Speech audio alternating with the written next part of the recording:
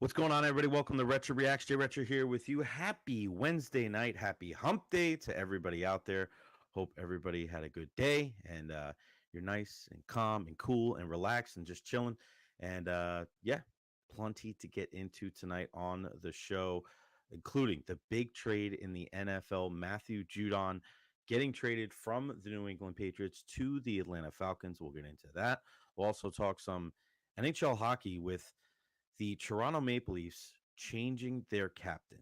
John Tavares out, Austin Matthews in. If it sounds weird to you, it sounds weird to me as well. So you are not the only one. Uh, I still don't get it. I really don't. And we'll go deep into that here in a little bit. Also, AEW. I haven't watched an entire AEW show probably in a couple weeks, but I really wanted to watch as much as I could tonight because they've been catching a lot of heat. Their product is just not the same as it once was. And I'm a guy I loved it right from the rip. I love that it was an alternative to WWE, but whatever is going on right now is just it's not working. It's not working. And it's not the same. It's not the same product that we all grew to like when they debuted 5 years ago.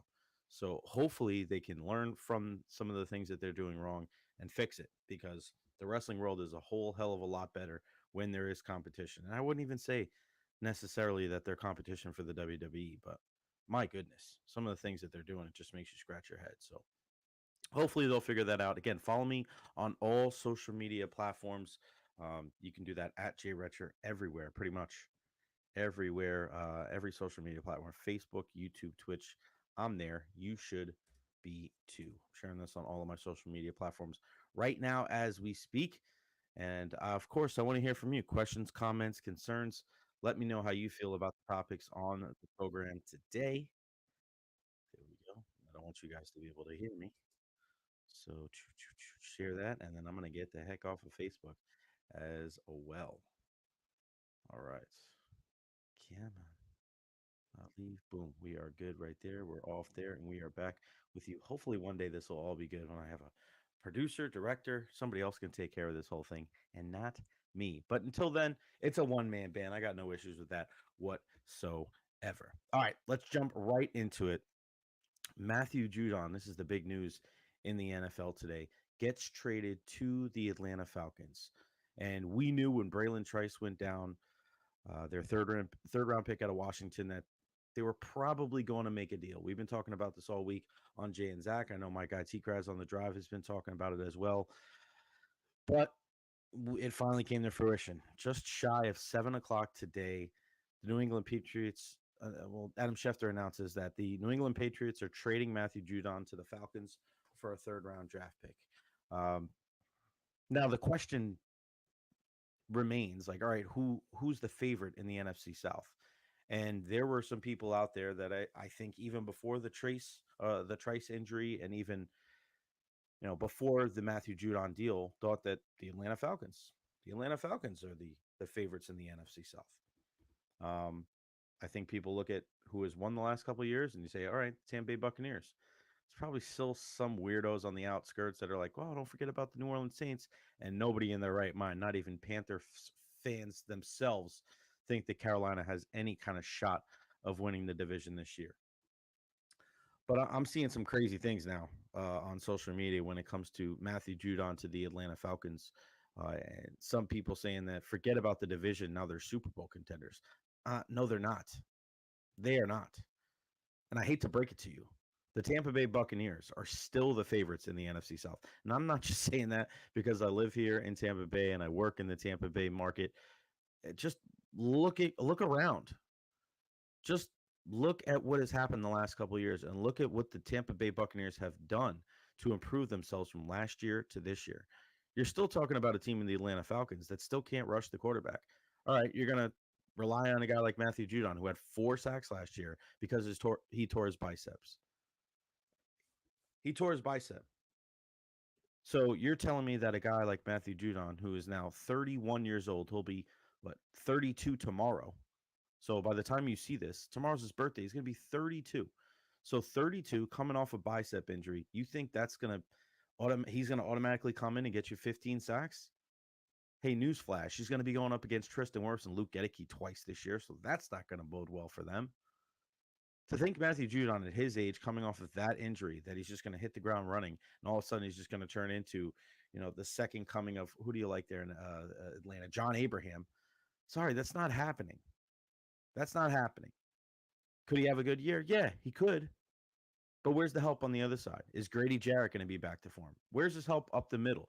Look at their linebacker depth chart. You tell me if that's a big time defense. How do they think they're Super Bowl contenders with that defense? You got Jesse Bates, one of the best safeties in football. And for my money, I think he's the second best safety in football. But when you look at the rest of the team on defense, I still think there leaves a lot to be desired. It is not close. The Buccaneers have a better defense than the Atlanta Falcons. And everybody wants to tell me about their offense. Okay, Kirk Cousins, another guy. He's not getting any younger either.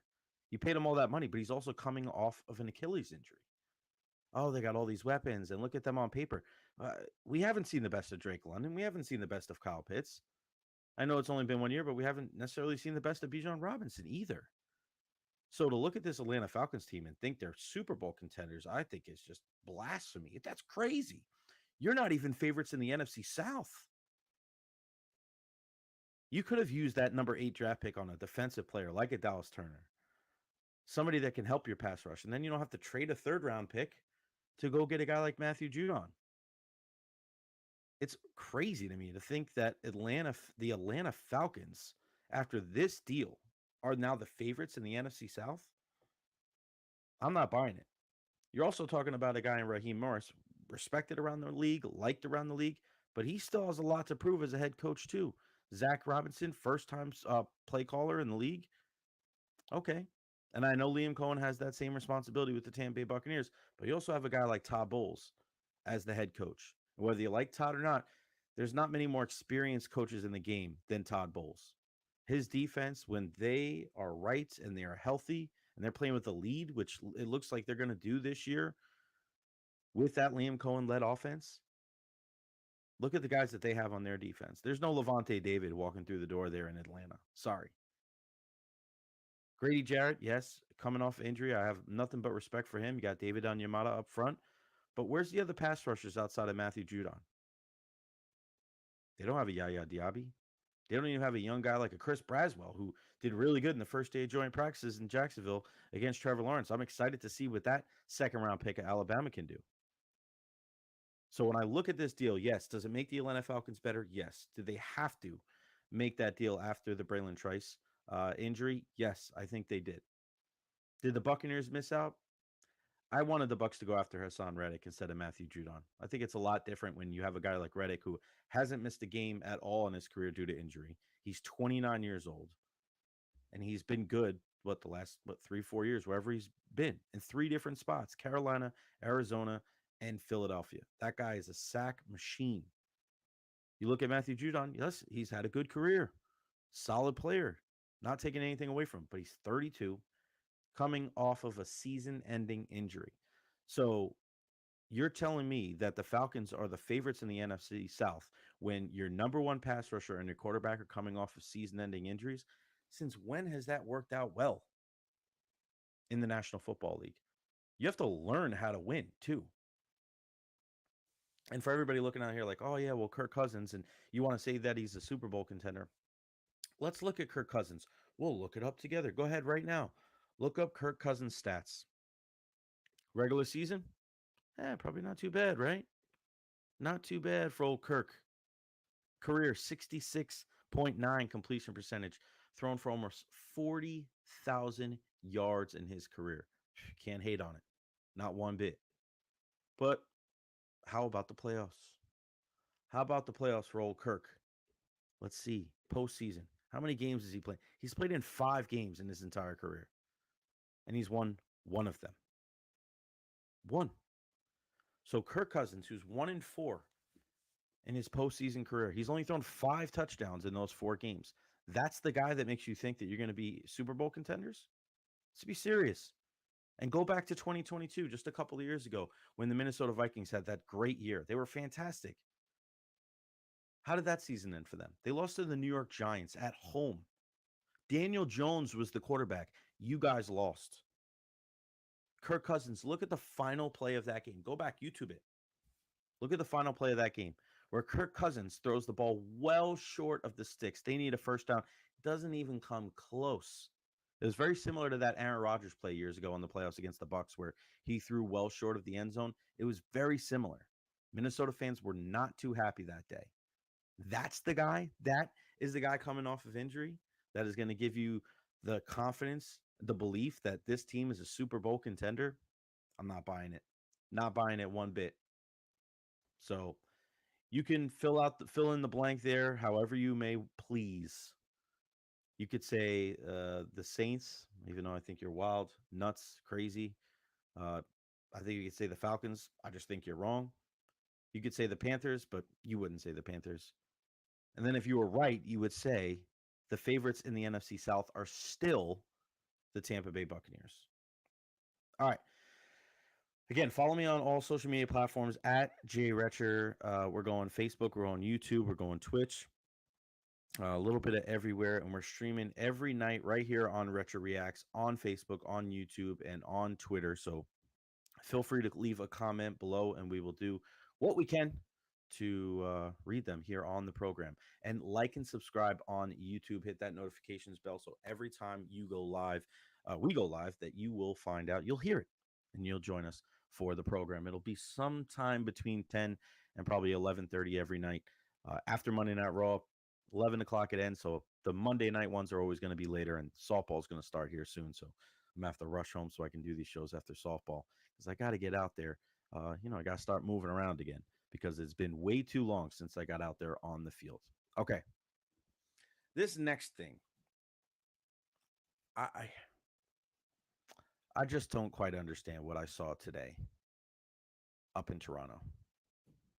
So I saw this a couple of days ago, and I wasn't sure if it was just something that we see on Twitter where people are just throwing things out there, people are just hating. But no, it actually came to fruition today. And I, I still think it's mind-boggling that the Toronto Maple Leafs, such a storied history, they haven't won a Stanley Cup in, it seems like it's like 1967, is it? 1967. What? You're the hockey capital of the world, in your own words. To me, that's just like the Dallas Cowboys saying that they're America's team. It's got no validity to it. But today, we see a video and we see a press conference, and there was a bunch of press there from that cover hockey. You guys live in a bubble in Toronto. I'm just telling you this right now, because if you watch this from the outside, it was one of the most awkward things that you're ever going to see. John Tavares is on the stage, and he is officially taking the captaincy and handing it over to Austin Matthews. He steps down as the captain, but he's still going to be on the team. He's going into his 16th season. This is a guy that the famous picture of him wearing Toronto Maple Leafs pajamas. He's had a pretty damn good career with the Toronto Maple Leafs. Is he the best player on the team? No, Austin Matthews is. But John Tavares is on the stage talking about it's an honor to be able to name Austin Matthews the 26th captain in the history of the Toronto Maple Leafs. Like, what are we even talking about right now?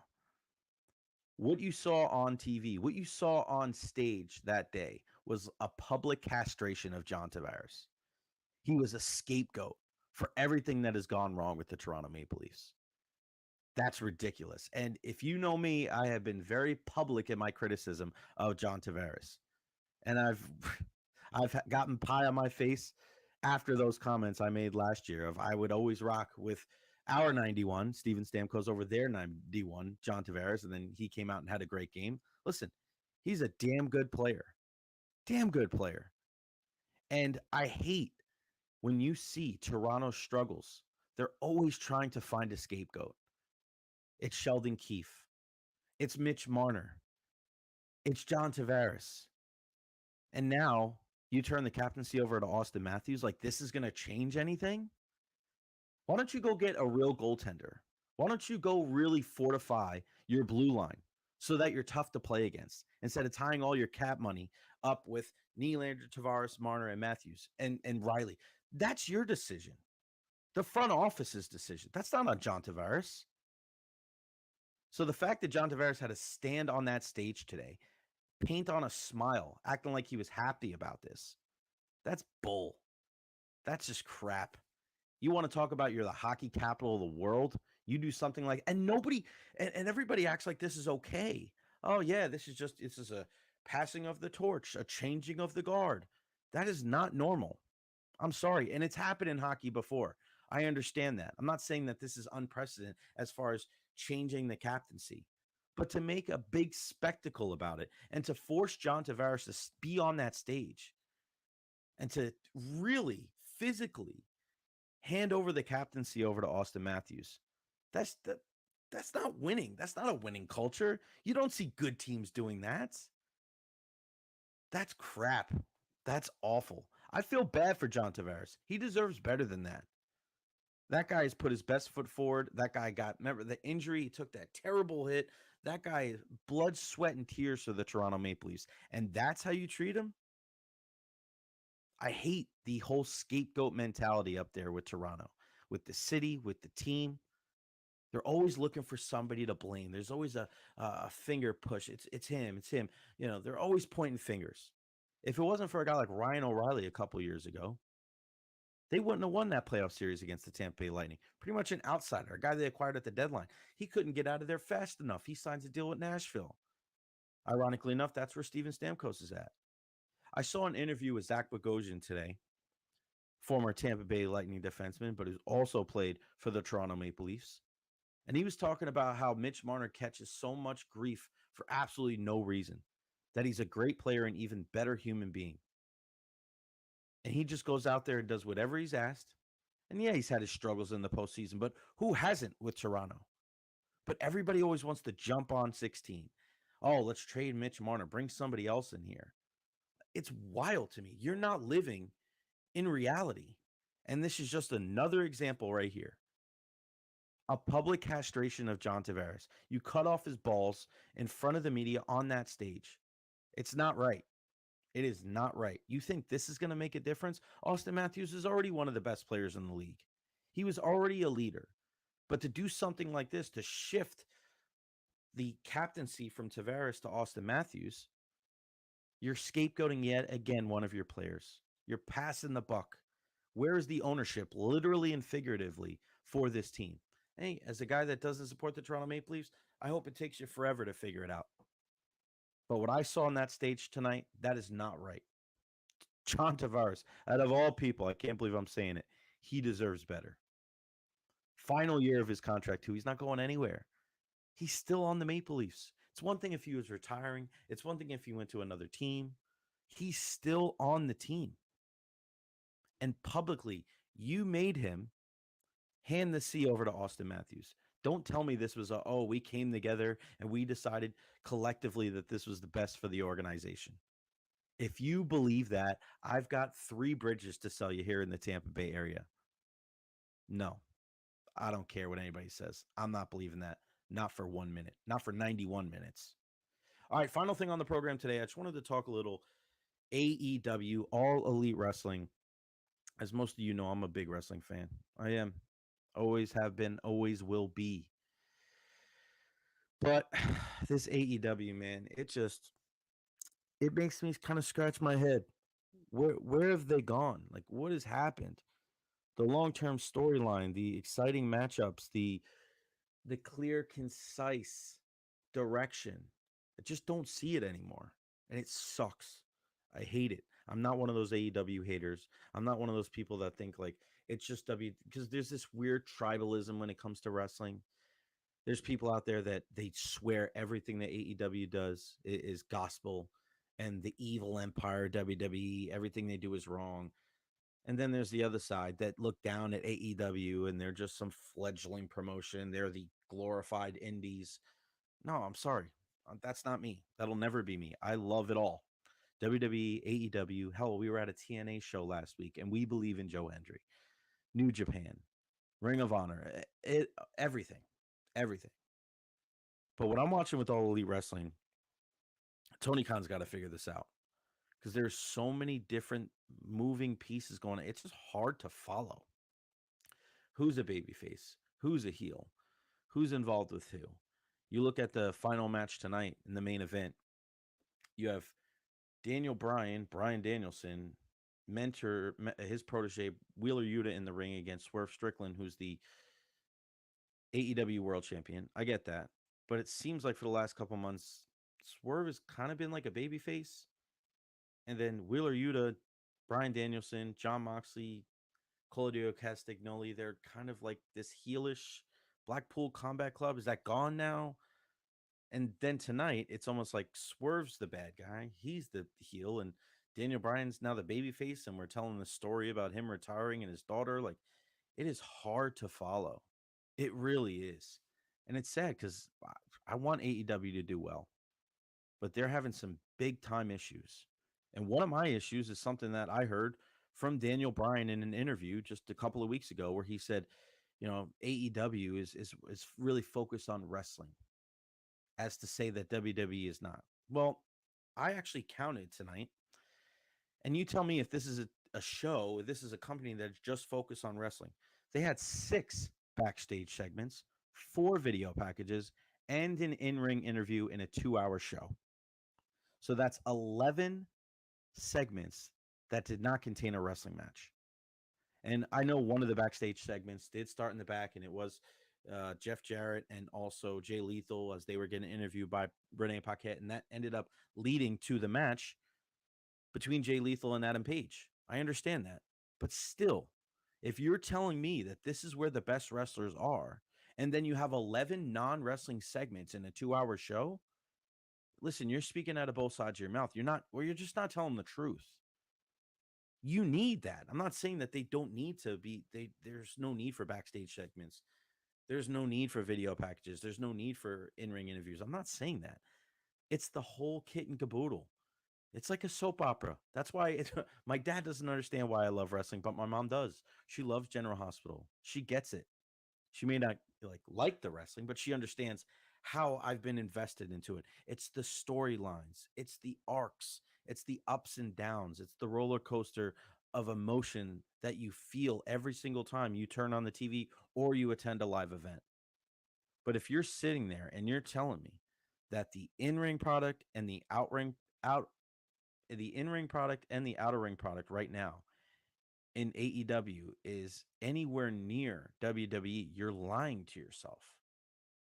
This isn't coming from an AEW hater. This is coming from somebody that wants them to succeed. And for a while there in the beginning, you looked at the entire package and you said, wow, AEW, it's hot. Everybody tuned in at 8 o'clock to find out what was going on Dynamite. What happened to the rankings? What happens to the win-loss record? That was so important. But there was also some methodical storytelling where you could follow week to week, or even if you missed a week, you could still pick it up and be like, wow, okay, I know what's going on. And when there was a random wrestling match, it was just 2 guys that you didn't think would ever get in the ring together. And they did, and they put on a hell of a show. Now, there was some great wrestling matches tonight. Love what I saw from Kyle O'Reilly and Roderick Strong and Orange Cassidy. I mean, they put on a show. Fantastic. And you see that chemistry with Roddy and Kyle O'Reilly going back. I remember them from their Undisputed Era days, and I know they go farther back than that. But Undisputed Era, one of the better factions, one of the more underrated factions in the last 10 years. Would love to see them back together again. All right. That's going to wrap it up for me. Again, follow me on every social media platform at Recher, talking a little wrestling, football, baseball, hockey, basketball, MMA. If any type of stories coming out, I'm going to do my best to address it. I'm still trying to see if there's any validity to this big story coming out about the U.S. men's national team, the soccer team, that they have finally found a coach. And rumors have it that it is Mauricio Pochettino, who was the coach not only at Paris Saint-Germain, but also at Tottenham Hotspur. So that is a huge name. and he had trouble dealing with the personalities over at PSG. He had trouble really getting over the hump at Tottenham. They lost the Champions League final to Liverpool, but they reached heights at Tottenham that we haven't seen like ever. So he was fantastic there. And if he is the guy that the U.S. men's national team settle on, that's a huge name. That is one of those that you give a double thumbs up on and go, let's go. Let's see what he can do. Can he take this country to that next level and go deep into a big time major tournament? I don't know, but that's an exciting name. Trust me. Even if you're not a big soccer fan, trust me. Mauricio Pochettino, that's one to watch, one to follow, one to get behind, and one to certainly get excited about. All right, at Recher, all social media platforms. Make sure you're following me. Make sure you're following my entire crew over at WDAE. Pat and Aaron kicking things off tomorrow on WDAE starting at 6. Zach Blobner and myself at noon tomorrow. And then, of course, the drive with Tom Krasnicki. Big show tomorrow on Jay and Zach. We've got Michael Kelly, USF, joining us on the program. We've also got Kicking It. So we're giving away some Rowdies tickets. We've got Country Thunder tickets. We've got a couple of Tampa Bay Sun players joining us in studio ahead of their season debut this Sunday. First game in history for the Tampa Bay Sun. We cannot wait to be there. And then in the 2 o'clock hour, we're trying to get our guy Dan Lucas on from WFLA. He's up in Jacksonville for the joint practices between the Buccaneers and the Jaguars. Not great from the Buccaneers in day one, but things got better, it seemed, as the practice went on. Did get some good news as of late. Saw my guy JC Allen and also a couple other people saying that Payne Durham's knee injury is not as serious. X-rays are negative, so that is a positive sign for the second-year tight end of the Tampa Bay Buccaneers. All right, I'm going to hit the hay. I'm going to try to get a good night's sleep, and I hope you all will too. I appreciate everybody for taking your time out tonight and watching me here on Recher Reacts. Go get some sleep. Go get some sleep. I'll see you tomorrow night. Peace out.